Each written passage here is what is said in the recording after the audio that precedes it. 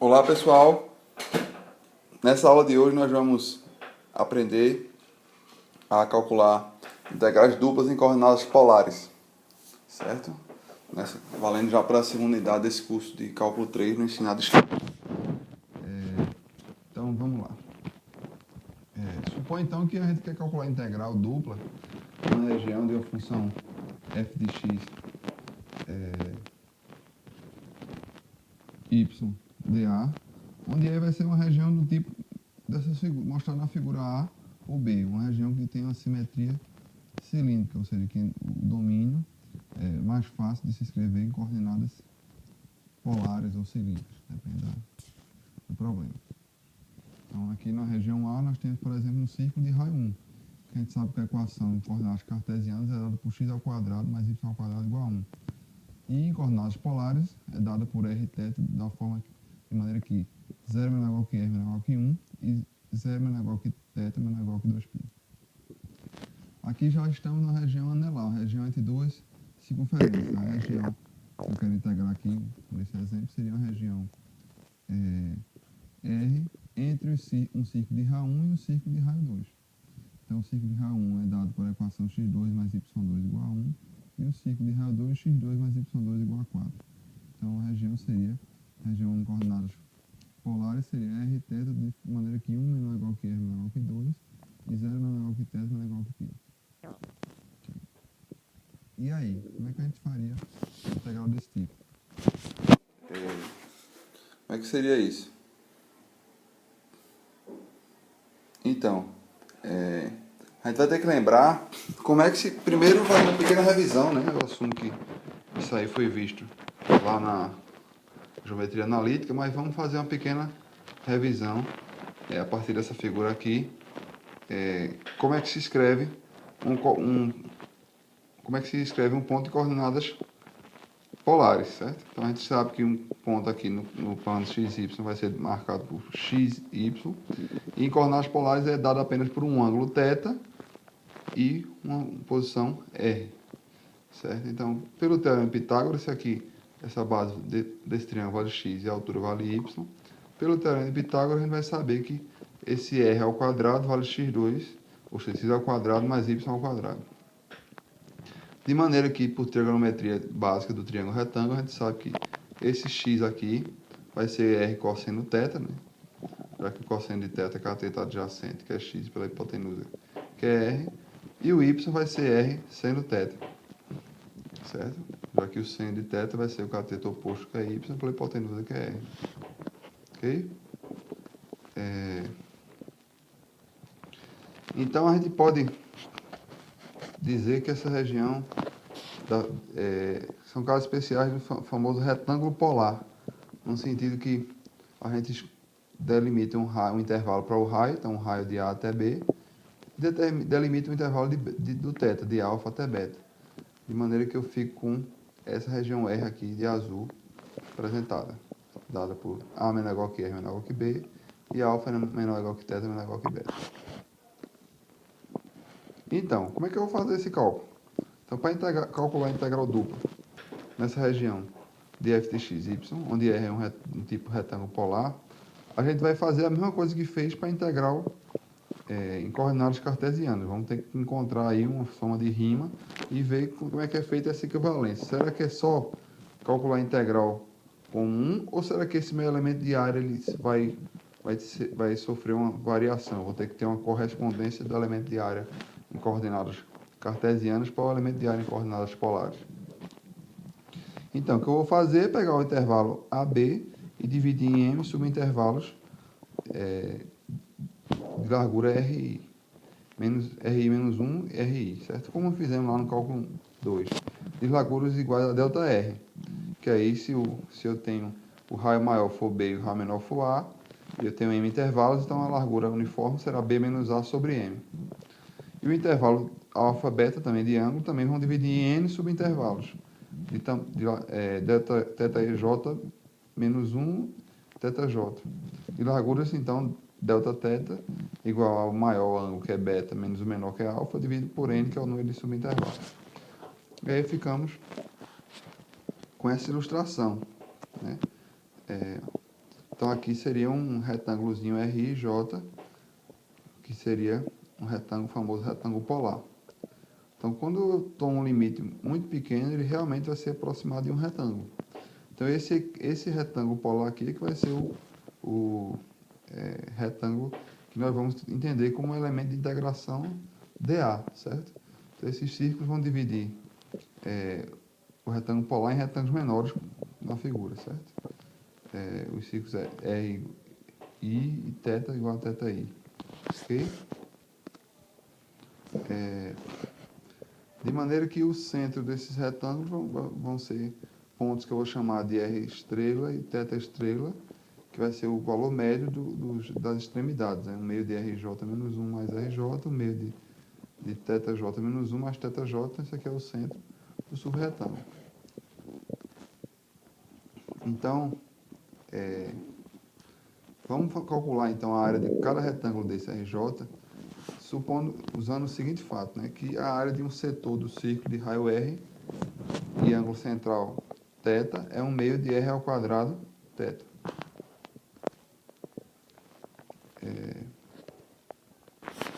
Então, para você lembrar dessa expressão aqui de segmento, o fato de a área do setor de um círculo de raio R e ângulo central θ ser um meio de R ao quadrado θ, é fácil ver isso. Por exemplo, se fosse o círculo completo, θ é 2π, então a área seria πr ao quadrado, da forma que você conhece. Então, para um setor θ, você pode fazer uma regra de 3. Se tivesse 2π, a área seria πr ao quadrado. Se tiver um θ, a área vai ser... Aí você vai, então, encontrar que vai valer um meio de r ao quadrado θ. Ok? Então, isso é mais para revisar lá do seu ciclo básico, do curso de matemática básica. Mas, enfim, eu vou fazer pegar dois retângulos desses vizinhos e subtrair a área dele, certo? Então, dessa figura aqui, eu vou subtrair a área de dois retângulos para ficar com a área de dois setores, né? Para que eu consiga, desculpa, dois retângulos, não, dois setores vai me dar a área do retângulo, certo? Então, subtraindo dois setores, cada um deles vai ter um ângulo central Δθ. Então, a área vai ser, primeiro, a ΔI vai ser o meio de RI ao quadrado θ menos o setor anterior, o meio de RI menos 1 ao quadrado Δθ. De modo que eu posso colocar em evidência, desculpa, aqui o slide está faltando um Δθ aqui, mas coloco em evidência o Δθ. Então, fica um meio de RI ao quadrado menos RI menos 1 ao quadrado. E aí eu posso usar aquele produto notável, que o quadrado da diferença é o produto da soma pela diferença, certo? Então, vai ficar um meio de RI mais RI menos 1 vezes um meio vezes RI menos 1 Δθ. Agora, veja, esse aqui é o R médio, o R estrela que a gente definiu agora há pouco, certo? Deixa eu voltar aqui o slide. Esse cara aqui é desculpa. Esse aqui é o R médio, certo? Então, o R médio é um meio de RI menos 1 mais RJ. Ele está aparecendo aqui. Uma vez que ele está aparecendo aqui, ele vai virar RI estrela. Então, vezes ΔR vezes Δθ. De maneira que o meu ΔA, em termos do R e do θ, vale RI estrela, ΔR e Δθ. O que é que isso significa? Quer dizer que, ao definir a integral, em termos de retângulos convencionais, eu tenho um ΔA convencional. Agora, se a integral for em termos desses retângulos polares, eu tenho que colocar o ΔA correspondente, o dA correspondente, que nesse caso vai ser R, dr, dθ. Então, para as funções contínuas, obtemos a mesma resposta para retângulos polares. Então, o que é que eu vou fazer? Na verdade, na hora de tentar realizar a integral em coordenadas retangulares, eu vou substituir x, então, por r cosseno θ e y por r seno θ. E vou ficar com a soma de rima dessa forma. A soma de rima que você já conhece lá das coordenadas cartesianas. E o meu ΔI, que seria em coordenadas cartesianas, eu vou colocar a expressão que eu obtive agora há pouco. Então, r estrela, ΔR, Δθ. De forma que isso agora vai ser a minha integral dupla em coordenadas polares. Certo? Escrevendo essa soma de rima. dessa maneira, e aí essa integral aqui vai ser a integral dupla, então variando o raio de A até B de G de R θ dr e o θ de alfa até beta de dθ. Então percebe que agora eu chamei de G, porque o R ficou embutido, né, para definir o integral já nas coordenadas cilíndricas, o R ficou embutido na função. Então, caso eu já tenha o integral, já tudo em coordenadas polares, eu não me preocupo com o integrando. Mas se eu for mudar o integrando, eu tiver em coordenadas cartesianas, o que vai acontecer é que eu tenho que colocar um R aqui no meu elemento de integração, ok? Então, vamos lá.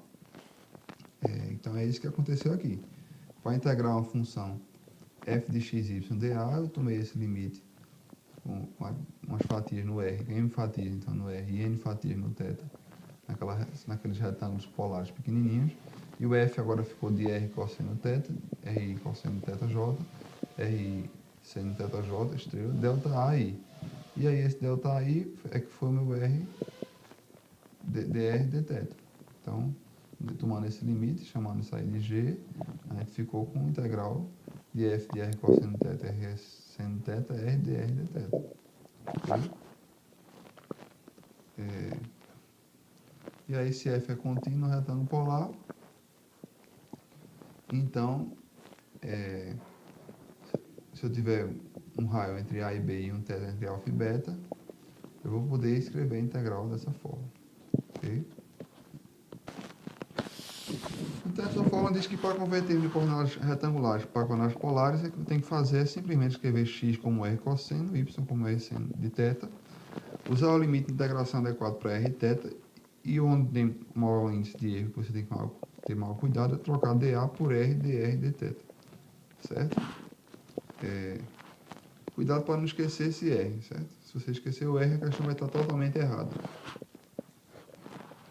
Então, um método clássico para lembrar isso na figura é pensar retângulos polares como retângulos infinitesimais, que eles são convencionais, de largura dr, e aí a gente sabe que o comprimento da circunferência vale r θ. Se a circunferência de raio r e ângulo θ, de um arco de circunferência de raio r e ângulo θ, o comprimento vale r θ. Então, se eu tenho esse ângulo aqui valendo dθ, então esse comprimento é r dθ. De maneira que isso aqui, se você entender que isso aqui é um retângulo infinitesimal, a área dele é base vezes a altura, que vai ser r dr, r dθ dr, ou seja, r dr dθ, como está aqui. Certo? É uma maneira mnemônica de você entender como é que esses retângulos convencionais de dimensão r dr, r dθ e dr podem nos dar o elemento de área. Certo? Então, pessoal, no próximo vídeo aula nós vamos aprender a fazer cálculos práticos usando essa teoria, certo? Então, até a próxima.